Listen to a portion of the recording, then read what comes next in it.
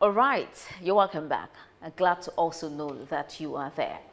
This is News Hub, and the segment that we're about to go into is a pretty touching one that affects almost everybody in Nigeria. We're talking about pension. Yes. And we want to ask how journalism or how what we do here relates to pension. Well, just a few days ago, the BBC Africa Eye did release a report that shows the insides of how people who have retired, the pensioners, go through to collect their pension. It's a very touching story. And we're playing a report right now that would give you just a tip of the iceberg of what the story is about. And then we'll connect with one of the people who worked on the report, actually, and that is Yemisi Adigoke, who is a BBC reporter. And she'll be giving us an insight on what she went through to get that report. Now, after this report, we'll continue the conversation. Since retiring last August, Margaret Akpet, a former nurse living in Cross River State, has been chasing her pension without success. My family, my aged mother is there. I cannot take care of her. I cannot take her to the hospital. So I am just like that, stranded. Her son, Obaji Akpet, a local journalist, told us they were both asked for money if they wanted the pension to be paid out. We asked him to wear a hidden camera for his next meeting with the official at the Calabar Pension Office they have been dealing with. During the meeting, Angela Etta implies he should make another payment on top of the 21,000 naira, $55, he claims he has already paid. Then they got this place shrine. You know, say when you go shrine, you must drop something. Obaji does what he's expected to do. But even then, the pension payments don't start. And having to pay someone to get the pension you're legally entitled to isn't the only problem facing retired people in Nigeria. I'm in Okele, which is a community in Yala, where last October, this list was published with over 300 names of people declared dead, and as a result, their pension payments stopped. Including this man. Good afternoon, Mr. Cletus. So your name is Mr. Efuka Cletus Laffin? Yeah. So your name here is on this list, sir, that says that you are dead. I'm not dead, madam. I can see that you're alive. National ID card. In order to get his pension reinstated, he has to prove to the Auditor General's department that he is alive. This means a trip to the state capital, Calabar, a journey this impoverished man has done 5 times.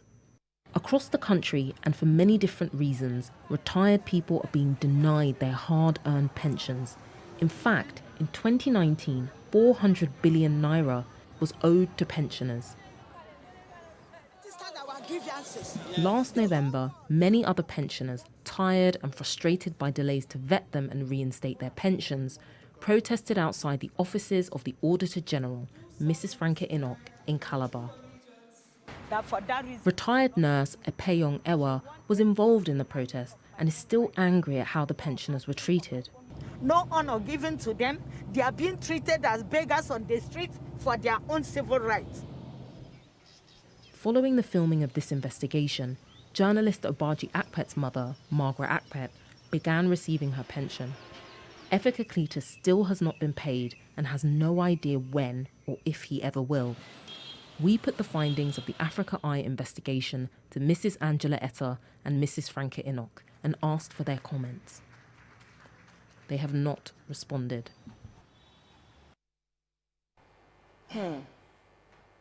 What a plight. All right, we have Yemisi Adigoke, one of the people who worked on the report. She's a BBC reporter who will be joining us via Zoom. Yes, she actually worked on the report. She'll be joining us via Zoom, and she'll be giving us insights into how it happened. Good morning, Yemisi. Thanks for joining us on News Hub. Morning. Thank you for having me. So we just watched the report. Tell us, what prompted you to carry out this investigation, and how long did it take? Well, the report that you saw there is the shorter version. There is a longer version which is available on YouTube, which I would encourage you to watch if you haven't. That story took us 5 months to complete, And it came about because we were contacted by a local reporter from Cross River State called Abaji Akbet.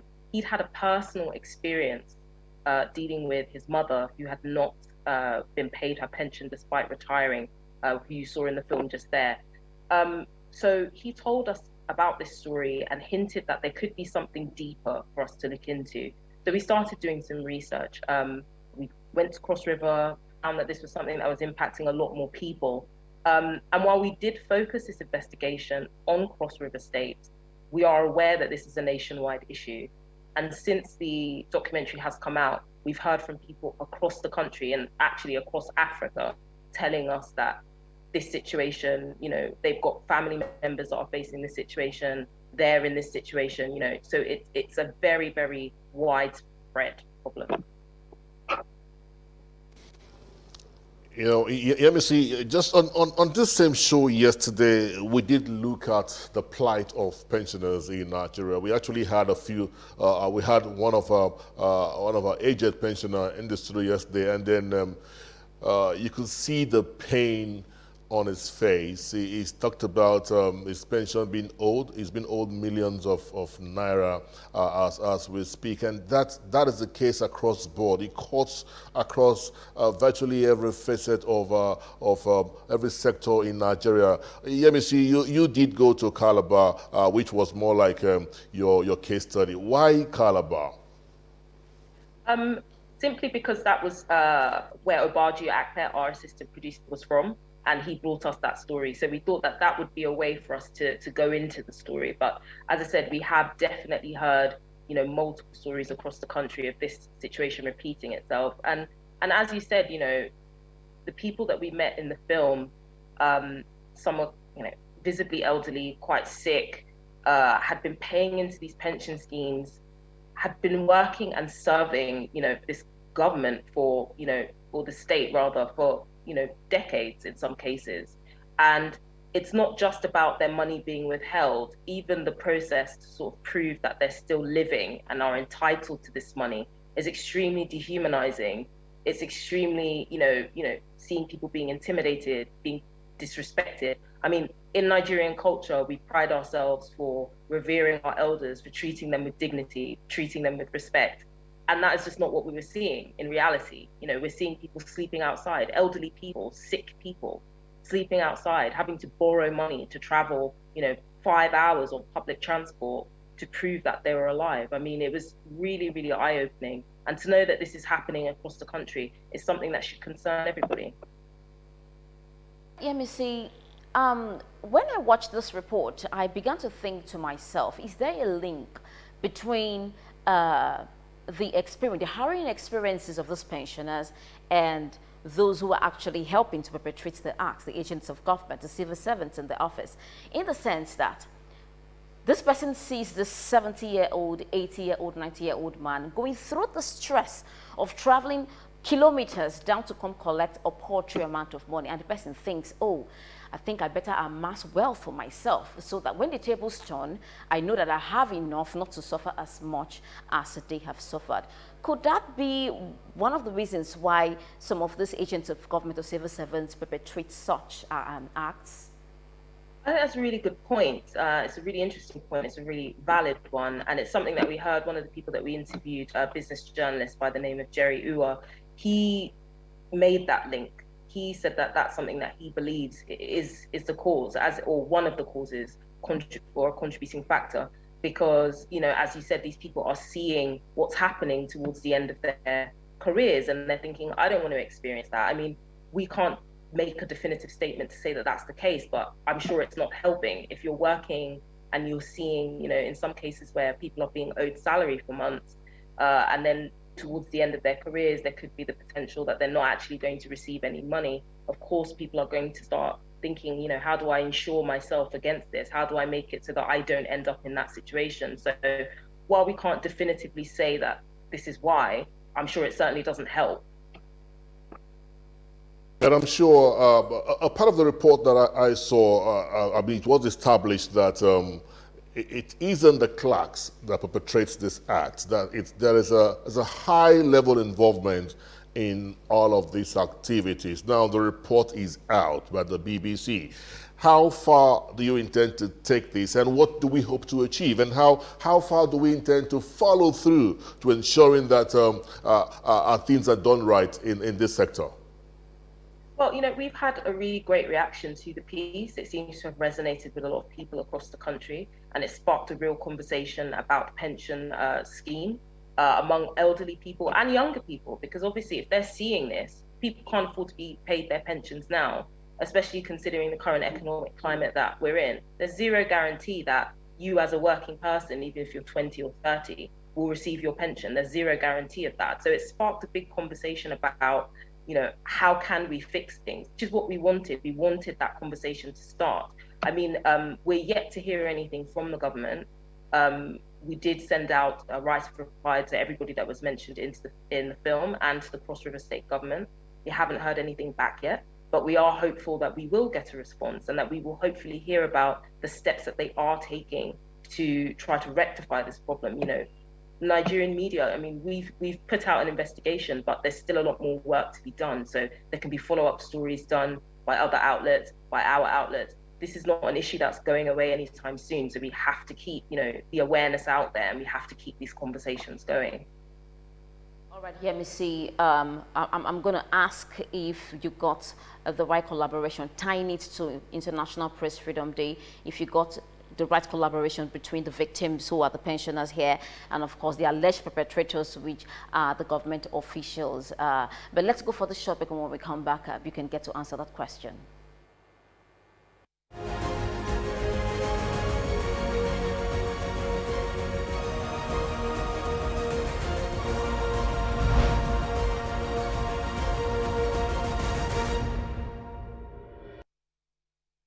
The fight against COVID-19 is far from over. We are presently in the community transmission phase. Unfortunately, this is the most deadly part of its spread, and it's more prevalent in high-density areas. Don't become a statistic. Wash your hands frequently with soap and running water, or use a hand sanitizer, and remember to practice physical distancing at all times and avoid crowded places. But if you have no choice, you have the choice of wearing a face mask. Remember, it's not over till it's really over. This is a message from the Silverbird Group.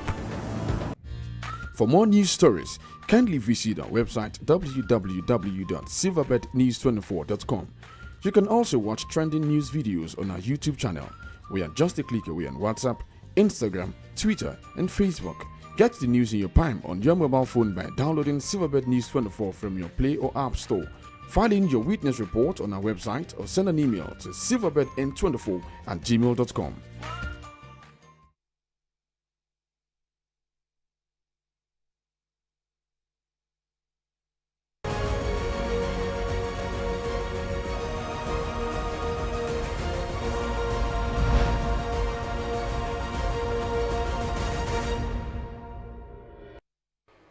All right, nice to know you're still there. You're watching News Hub if you were just joining us, and we've been discussing the BBC Africa Eye investigative report that exposed some of the, sinister moves that are being made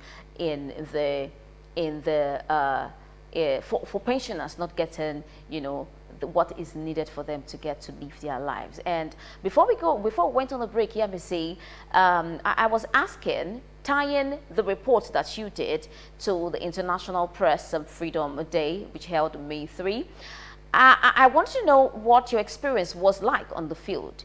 Did you get enough collaboration from the victims, from the people, where their fears, they don't want to give you, their perspective or their story or their experience for fear of being victimized further, and also from the alleged perpetrators, which is the government officials that you met. Did you get the right collaboration from them? Did you get the right attitude from them to get the right information from them? Just your experience generally on the field. Sure. So I think with the people that were being impacted by this, so the pensioners that we spoke to, they were very, very willing to speak to us. They were very open about what they had experienced. I think that, they felt as though they were elderly and had been cast aside, and their stories and voices were no longer considered important. Nobody was paying attention to them. So to be able to be given that sort of platform to share your experiences and hopefully push for change, I mean, these people want the money that they're owed. They want to be treated with respect when they're having to do these sort of verification exercises and so on and so forth. So they were very open. I mean, we did explain to them the potential risks and made sure that everybody, we have our own protocols that we follow, make sure that everybody is aware of, exactly what's happening and, exactly how this documentary is going to go out and how far it could potentially go.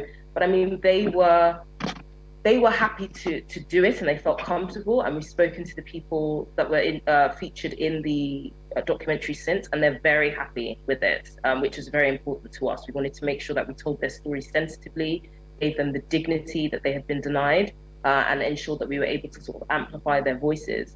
With regard to the officials, we sent out rights of replies. We did send out interview requests also. We didn't get any response. And I think what's so difficult about a lot of this type of thing is trying to, and I'm sure you yourselves know as journalists, trying to get official information from government offices can be extremely difficult. So in one part of the film where we're talking about the packages that politicians are getting, pension packages for politicians are quite outrageous. Trying to get access to these laws to actually find out, okay, how much are these governors actually earning every year, or how much are they entitled to, is extremely difficult. And I mean, these are laws that are supposed to be public, but trying to access it is so hard. So I mean, trying to get official comment or official response, I mean, till now, the film came out earlier this week, we still haven't had any kind of response. We're hopeful that we will get one and that they will let us know, what they're planning to do to tackle this problem. But I mean, ABC, I'm sure you're aware there is a Freedom of Information Act in Nigeria. Yes. And then, this should have made it a lot much easier for you to get as many informations, as many materials as you would have needed for your investigative reporting. But tell me, with your experience, how effective is the Freedom of Information Act in Nigeria? I think it varies, but with regard to this investigation, it was very difficult for us to get access to information. And I've worked in Nigeria for a while now, and I would say that for most cases, when it comes to trying to get official stats or official information, it can be quite difficult. Certain states are better than others, but overall, it's not straightforward, and it shouldn't just be something that journalists should access. Citizens should be able to access this information. It's supposed to be public. It shouldn't take, a team of investigators 5 months to try to get responses. I mean, SERAP, they're trying to, that civic organization, they're trying their best to request information, but they're also struggling. And they've been doing that for a while, and hopefully they'll be successful and will make those laws public for us. All right, Yemisi, did you put into consideration when working on the story? Because when I watched the full story on YouTube, and I hear them complain how paltry the amount of money that they collect sometimes can be.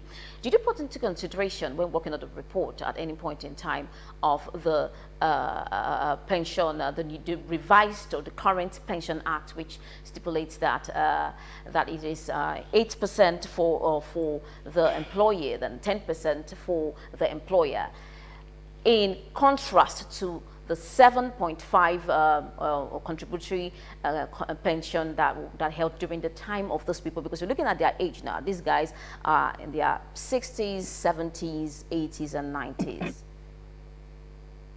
Yes, I mean, obviously there has been that act, and that has changed things. But I think with us, the major issue was not really the amount, but just the access. I don't think, for a lot of these people, it's not necessarily about the amount of money they're receiving. It's about the fact that they can't access it, that they have spent many, many years working, and they're entitled to this money, no matter how small it is. It's their right. It's what they've worked for. It's what they've sweat for. So, nobody was complaining that my pension is too small. It was an issue of, I can't get my pension. I've worked for this money. I had plans for this money. I need this money. It's not about the amount per se. It's just, why am I having to go through these processes where I'm being dehumanized in order to access something that's owed to me? Whereas as we did in the documentary, when you counter it with politicians, not only are they earning massive amounts of money in pension, I doubt that any politician is struggling to access their pension. I doubt that any politician is having to line up or face dehumanizing behavior, or sleeping in the rain in order to access their money. So why are average citizens having to go through this? A governor that's served for 4 years is entitled to so much money and is not having to go through these stages, whereas you have people that have served their states for 25 years, 30 years, 40 years, and they're having to deal with this. And I think that's the issue, not so much whether or not the amount of money is big or small. Okay, well, let me see. I haven't watched the report again. I realized that you were able to establish that, when I listened to the journalist you did interview, he did talk about the fact that it is a high-level corruption, not the clerk level corruption. Now, the feelers I get here is more or less like, it's like the authorities are protecting their own here in this expose that you brought about. What feelers are you getting as to, is there a possibility of any punitive action? Is there a possibility of any change in the nearest future, or is still going to be same and the same, given to the caliber of people that are involved in this high-level corruption we're talking about in the pension scheme? Well, I think it's really difficult when you don't have people willing to sort of engage or comment or respond to anything that you're saying. So, I mean, we're hopeful to hear from the government about what their plans are. And I mean, they've watched the film, I'm sure, and we'd like to know, what are you planning on doing to tackle this problem? I mean, the issue of pension corruption, the issue of delays in paying out pensions is not something that's new. It's been around for years. I mean, some of the comments that we've had, people saying this has been going on for as long as I've been alive. It's not a new issue. But whatever system is in place is clearly not working. It's clearly not doing an effective job. So, we do need to hear something about how, the measures in place to ensure that these people are not having to experience these things. I mean, the director of SERAP was saying, that one way to sort of tackle this issue of verification is, rather than asking, people to travel, in the case of Calabar, sometimes 5 hours by public transport to prove that they're alive, why don't we have a sort of digital identity management system? Why are these things not digitized? Why are we not utilizing technology to make it easier to verify people who are dead or alive? It shouldn't have to take weeks or months. You shouldn't have elderly people sleeping in the rain. There are ways to do this. We have bright minds in this country. We should be able to figure this out. It's not rocket science per se, but the will and the desire to change things has to be there. And we're hopeful that we'll hear from the government that will is there, and that hopefully they'll reveal some steps that they're taking in order to combat this really problematic issue. Great TMC. One of the bodies you spoke to in the report is the Socio-Economic Rights and Accountability Project, SERAP. And just on the 4th of May, they tweeted, and I'm going to read the tweet out, and they said, breaking, BBC Africa Eye has exposed a corrupt pension system in Nigeria, one that leaves some elderly people sick and penniless, yet grants many politicians illegal retirement packages. We will see at M. Buhari, that's the president's official Twitter handle, at Nigeria Gov, at NGF Secretariat, in court over these crimes against the pensioner. As a journalist who has worked tirelessly on those projects to ensure that the people's rights are respected and the government are held accountable for their actions, how does this make you feel? I mean, SERAP were great. They are working tirelessly. There are other civic NGOs that are working tirelessly to try to push for accountability. And we're hopeful. We're hopeful that we will hear something. The whole point, and I'm sure you guys know, as journalists, you want to try to, spark conversations and hopefully facilitate change. Nobody deserves, after serving, a state and working for so many years, no one deserves to be treated like that. You've paid into a system, you're owed money, it's your right. Nobody's doing you a favor here. And you should be compensated. And I'm very, very hopeful that we will hear about, the steps that the government are taking to try to combat this issue, so that, in 10 years' time, we're not having the same conversation. I don't want to have to do another investigative documentary into this issue again in 20 years. I want this to be something that can be resolved. There are steps that can be taken. As I said before, we have bright minds in this country. There is a way to tackle this problem. The will has to be there. And we're hopeful that this documentary has sparked something that will lead to real change.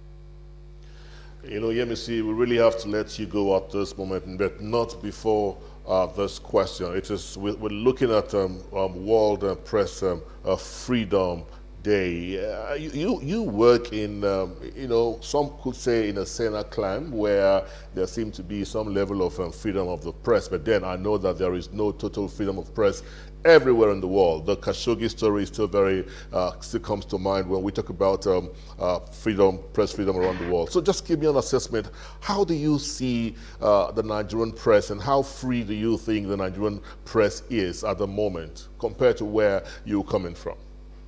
Well, I actually work in Nigeria. I've worked in Nigeria for the last 8 years.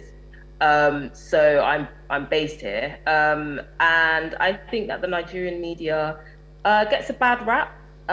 Sometimes, that's unwarranted. I think that we're all trying to tell stories that matter. I think that, we're all trying to hold the government to account, which is our job. As you said, press freedom is an issue everywhere. It's not just a Nigerian problem. Obviously, there are steps that could be done to make things easier, as we've discussed earlier, accessing information, trying to get government comment. All these things would help, facilitate the work that we do here. But ultimately, I think that, any great democracy or any democracy is trying to take steps to ensure that there's a robust press. And that's what we're all hopefully pushing towards. And, there are definitely areas of improvement, but I think that the Nigerian media is doing, in certain spaces, is doing an absolutely fantastic job. And, trying to work in sometimes difficult conditions, but it's our job, and we keep moving. Absolutely. Thank you so much for giving us insight into the story that you worked on a few days ago. Thank you so much for joining us. Thank you very Also much for a having news me. of Yemisi Adigoke, a BBC reporter, also an investigative reporter. Thank you so much. Thank you.